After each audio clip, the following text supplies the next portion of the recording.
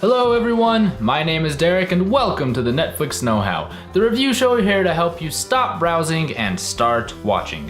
Today we have the Netflix original comedy A Futile and Stupid Gesture, which I would describe as the heavily fictionalized true story of the co-founder of National Lampoon magazine, Doug Kenny, played by Will Forte. Alongside him, we have Domhnall Gleeson playing Henry Beard, who is Kenny's best friend and business partner. There's also a slew of small cameo roles featuring fictionalized portrayals of everyone from Chevy Chase and Bill Murray to Harold Ramis and John Belushi. Right off the bat, I really want to applaud the tone of the movie and its understanding of the source material. A Futile and Stupid Gesture plays very much like an absurdist comedy, and while it does try to portray things in an accurate fashion correct to the real world events, it's actually a lot more concerned with the jokes. Whether it be breaking the fourth wall, or a slew of slapstick gags, or just a really fast-paced and manic comedic energy, this film is all about the humor. The movie understands who Doug Kenny was, what he created, and what he wanted to accomplish.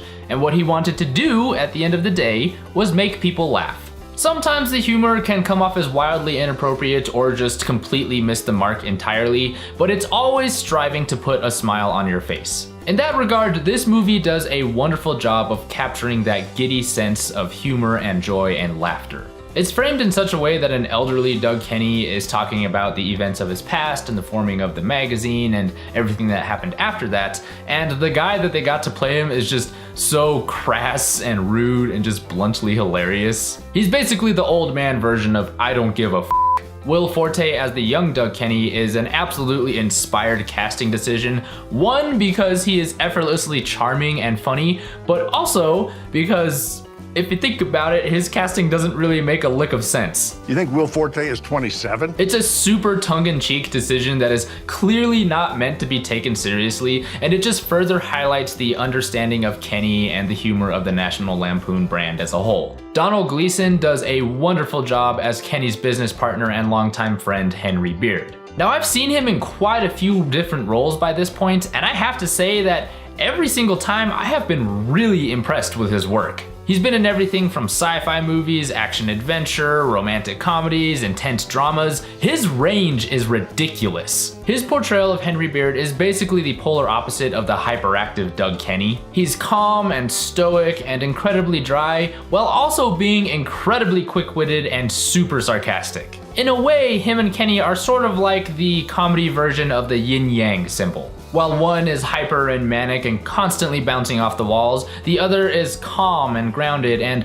looking for the truth behind the humor. Their opposite personalities perfectly balance each other out, and it's their love for humor and a perfectly crafted joke that really brings them together as friends. Most of the cameo roles are pretty satisfying as well. The standout one is probably Joel McHale as Chevy Chase, who manages to walk that fine line between charming smooth talker and slimy egotist like a well-trained acrobat. Overall, I felt the first half of the movie was pretty strong. It comes out with good energy, and it sets the absurdist comedic tone of the film with a hilariously undercut opening scene. I really liked the formation and evolution of the magazine, and I think it did a good job of showcasing the humorous, energetic work environment and the constant butting of heads between such strong and vibrant creative personalities. But as they say, it's all fun and games until someone pokes a hole in the Coke bag and snorts the whole thing in one go. The second half of the film attempts to get a little more real as it delves deeper into a lot of Doug Kenny's personal and professional problems. Among other things, he cheats on his wife, he has a serious drug addiction, he's mentally unstable, and he's unreliable to the point where he ends up just disappearing from the company without so much as leaving a sticky note on his office door that he's gone out to lunch. Doug Kenny was a very messy person. A lot of the later portion of the movie is devoted to Kenny's endeavors after leaving the magazine, with a pretty large chunk being dedicated to his time working on Caddyshack. It is still funny and interesting, but the humor and the tone of the movie just starts to feel kind of off because now we're dealing with some pretty serious stuff involving Kenny's personal life and all the troubles that he's going through. Also, he kind of turns into a real jerk. That's not a bad thing in itself, and the film by no means is trying to paint Kenny in this sort of like picture perfect angelic light, but after a while, it just kind of starts to get really irritating and aggravating to watch him. Like, the little quirks and charms and bubbly energy that he had in the first half of the film slowly start to dissolve into this conceited and indulgent and self-destructive piece of crap. It just makes it really hard to empathize with him the longer the film goes on. And so when we get to the ending, which is supposed to be this really sad and touching moment, I just wasn't feeling it. I was having such a hard time caring about any of this. I mean, objectively, yes, it is sad what happens to him, but at the same time, it's kind of hard to feel sympathy for a person that sort of comes off feeling like the kind of person who occasionally kicks puppies because he thinks it's funny.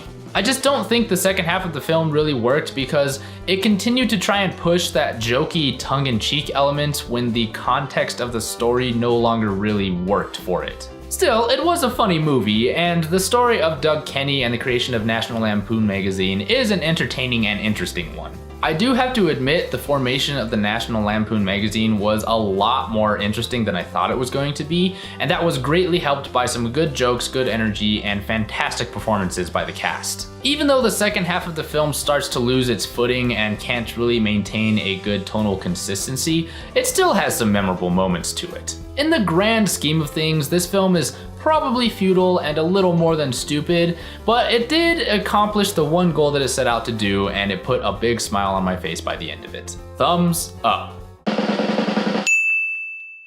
Thank you so much for watching. I appreciate every single one of you.